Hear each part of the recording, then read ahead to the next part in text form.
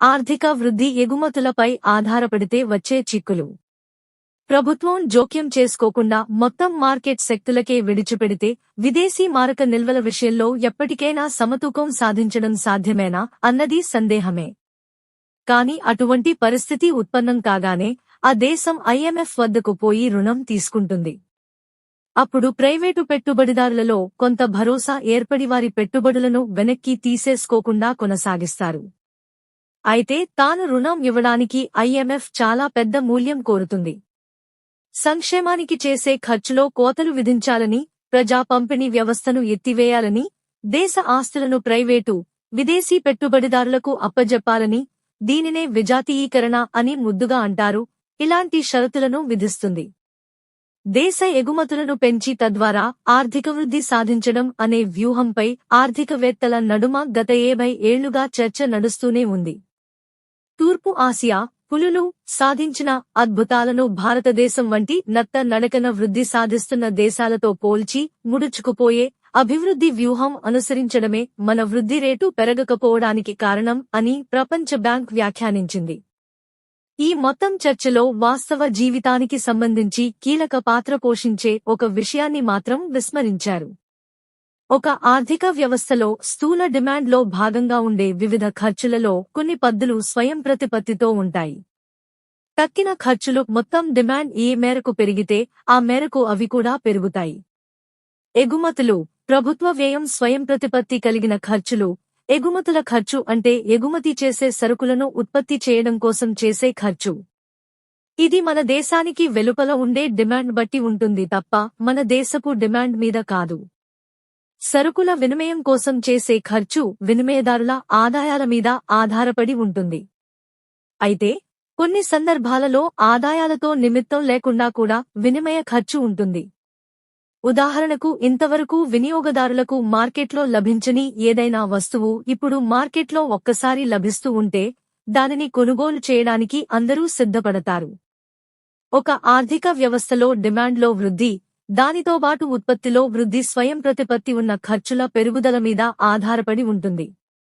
నయా ఉదారవాద విధానాలను అమలు చేసే ఆర్థిక వ్యవస్థలో దేశాల ఎల్లలను అధిగమించి ద్రవ్య పెట్టుబడి సంచరిస్తూ ఉంటుంది. అందుచేత అది ఆయా దేశాల ఆర్థిక వ్యవస్థల మీద అనేక రకాలుగా ఒత్తిడులు తెచ్చి తాను విధించే పరిమితులకు లోబడి వ్యవహరించాలని ఒప్పిస్తుంది.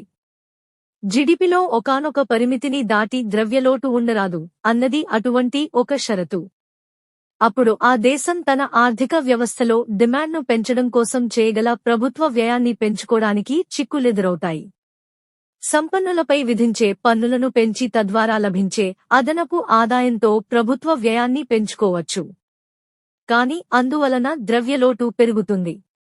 ద్రవ్యలోటు ఒకానొక పరిమితికి మించరాదన్న షరతు ఉంది కనుక సంపన్నుల మీద విధించే పన్నులను పెంచగల శక్తిని ప్రభుత్వం కోల్పోతుంది.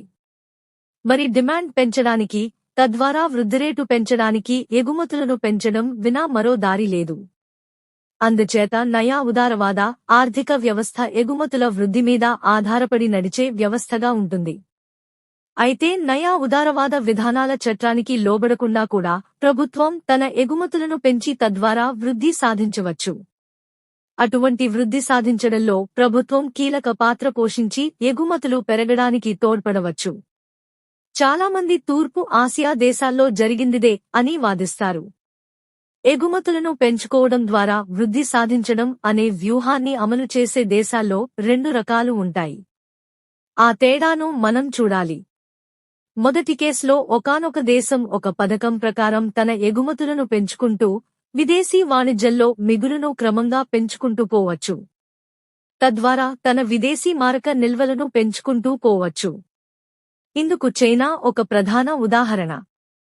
అటువంటి దేశాల విషయంలో అంతర్జాతీయ ఆర్థిక వ్యవస్థలో ఏవైనా ప్రతికూల మార్పులు చోటు చేసుకున్నా వాటి ప్రభావం ఆ విదేశీ వ్యాపారం ద్వారా సమకూరిన నిల్వలు తగ్గడం వరకే పరిమితంగా ఉంటుంది.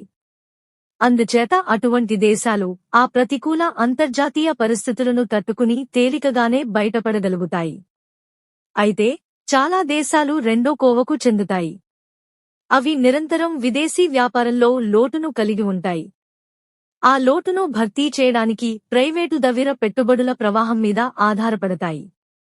ఒకవేళ విదేశీ మారకద్రవ్య నిల్వలలో మిగులును ఎప్పుడైనా సాధించినా అందుకోసం అవి ప్రైవేటు రుణదాతల నుండి రుణాలు తీసుకుంటాయి.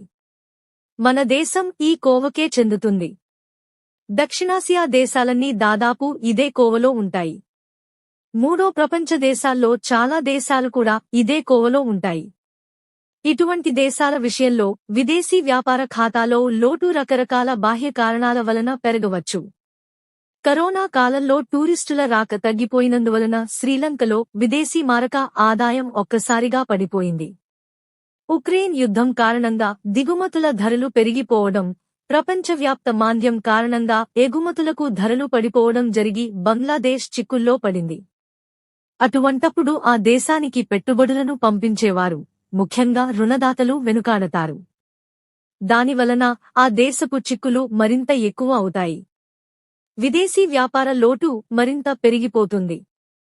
అప్పుడు దేశంలో ఉన్న ఆ కాస్త విదేశీ పెట్టుబడులు కూడా బయటకు ప్రవహించనారంభిస్తాయి. పెట్టుబడులు పెట్టిన లేదా రుణాలు ఇచ్చిన ప్రైవేటు పెట్టుబడిదారులు విదేశీ వ్యాపార లోటు పెరుగుతుంటే దానివలన మన దేశ కరెన్సీ విలువ తగ్గుతుంది అని అంచనా వేస్తారు. అప్పుడు వారి పెట్టుబడులకు లభించే ప్రతిఫలం విలువ తగ్గిపోతుంది. అందుచేత తమ పెట్టుబడులను వెనక్కి తీసేసుకుంటారు. అందువల్ల విదేశీ మారక ద్రవ్య లభ్యత మరింత పెద్ద సమస్యగా అయిపోతుంది.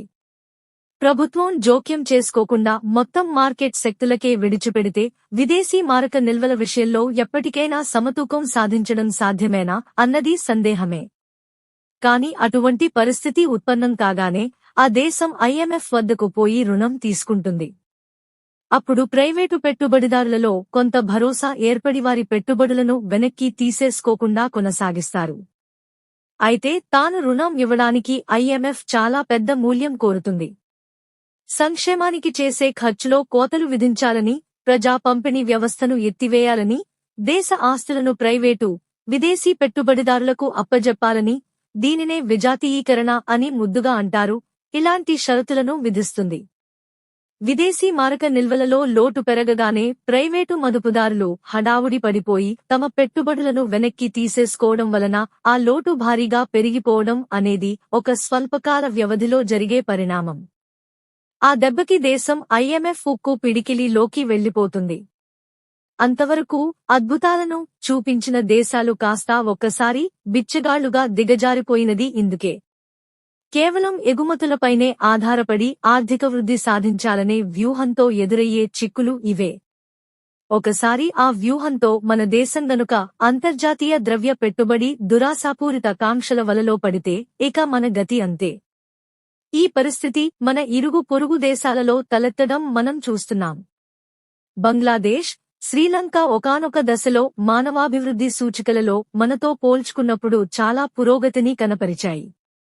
కాని ఇప్పుడు బిచ్చగాళ్ల స్థితికి వచ్చాయి. ప్రపంచ ఆర్థిక వ్యవస్థ మాంద్యంలో కొనసాగుతున్నప్పుడు పలు మూడవ ప్రపంచ దేశాల ఎగుమతులు దెబ్బతింటాయి. అప్పుడు బిచ్చగాళ్లుగా దిగజారే దేశాల జాబితా పెరిగిపోతుంది. మన దేశ ఆర్థిక వ్యవస్థ సైజు పెద్దది అయి ఉండొచ్చు. మన విదేశీ మారక నిల్వలు భారీగానే ఉండి ఉండవచ్చు. నిజానికి ఆ నిల్వలలో ఎక్కువ భాగం విదేశీ వ్యాపారంలోని మిగులు వలన ఏర్పడినవి కావు, ప్రైవేటు పెట్టుబడులు, రుణాల ద్వారా ఏర్పడినవే. అయినా మన దేశం ఈ ప్రమాదానికి అతీతం ఏమీ కాదు. ఒకే ఒక్క ఊరట కలిగించే అంశం ఏమంటే మన ఆహార ధాన్య నిల్వల స్వయం సమృద్ధి, అది కూడా తలసరి వినియోగం పడిపోయినందువలన. ఇక ప్రస్తుత అంతర్జాతీయ సంబంధాల నేపథ్యంలో ఒకవైపు ఆంక్షలు ఉన్నా మనని రష్యా వంటి ఆంక్షలకు గురైన దేశాల నుండి దిగుమతులు తెచ్చుకోవడానికి సామ్రాజ్యవాదులు అభ్యంతరాలు పెట్టడం లేదు. నిజానికి రైతులు గనుక మోడీ నల్ల వ్యవసాయ చట్టాలను తిప్పికొట్టనట్లయితే మన ఆహార స్వయం సమృద్ధి కాస్తా ముప్పులో పడి ఉండేది. ఆ ముప్పు మన దేశానికి తప్పించినందుకు మనం ఆ రైతులకు ధన్యవాదాలు చెప్పాలి. ఒక దేశం నుండి ద్రవ్య పెట్టుబడులు బయటకు పోవడానికి ఒక్క అంతర్జాతీయ వాణిజ్య పరిస్థితులే కారణం కానక్కరలేదు. ఒక దేశంలో పాలక పార్టీ ఓడిపోయి మరొకటి వచ్చిందనుకోండి, లేదా ఒక దేశంలోని మంత్రివర్గ పొందిక మారిందనుకోండి. అటువంటి సందర్భాలు కూడా ఒక్కోసారి ద్రవ్య పెట్టుబడులు బయటకు పోవడానికి కారణం అవుతాయి. అటువంటిది జరిగినప్పుడు ఆ దేశపు కరెన్సీ మారక విలువ తగ్గిపోతుంది. దానితో ఆ ప్రైవేటు పెట్టుబడులు మరింత ఎక్కువగా బయటకు పోతాయి. ప్రపంచ ద్రవ్య పెట్టుబడి ప్రవాహ వలయంలోకి ఒకసారి దేశం ప్రవేశించాక ఇటువంటి ప్రమాదాలకు ఆ దేశ ఆర్థిక వ్యవస్థ గురవుతుంది.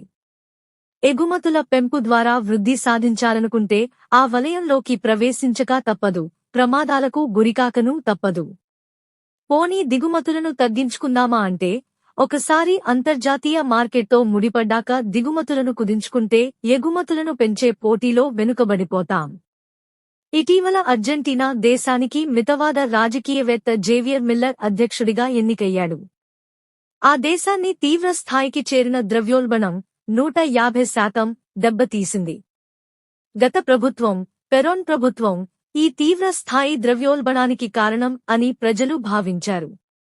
మితవాద మీడియా యావత్తు పెరోన్ ప్రభుత్వపు విధానాలను ఏకిపారేయడమేగాక ఆ విధానాలు వామపక్ష విధానాలైనందువల్లనే ఆ పరిస్థితి దాపురించిందంటూ ప్రచారం అందుకున్నాయి.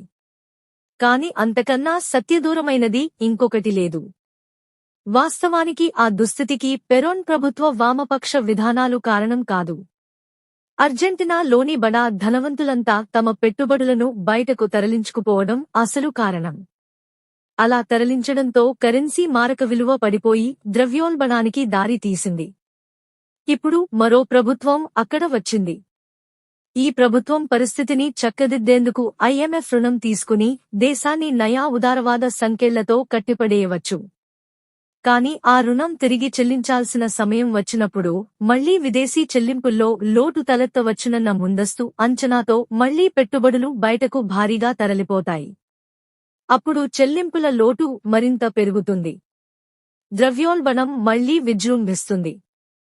2 ప్రపంచ యుద్ధాల మధ్య కాలంలో ఎగుమతులను పెంచడం ద్వారా వృద్ధి అనే వ్యూహాన్ని అమలు చేశారు. ఆ కాలంలో ప్రపంచ పెట్టుబడిదారీ వ్యవస్థ ఆర్థిక సంక్షోభంలో చిక్కుకుపోయి ఉంది. ఆ సమయంలో మూడవ ప్రపంచ దేశాలలో దిగుమతులకు ప్రత్యామ్నాయాలను రూపొందించుకునే విధానాలు చేపట్టారు. దాంతో ఎగుమతును పెంచుకోవడం అనే వ్యూహం పూర్తిగా దెబ్బతినిపోయింది. దెబ్బతిన్న ఆ విధానమే ఇప్పుడు మళ్లీ మరొక ప్రపంచ ఆర్థిక సంక్షోభం నెలకొన్న పరిస్థితుల్లో నయా ఉదారవాద వ్యవస్థ ద్వారా మన ముందుకు వచ్చింది. అందుచేత ఆ విధానాన్ని తిరస్కరించాలనే చర్చ కూడా ఇప్పుడు మన ఎజెండాలో చేరింది.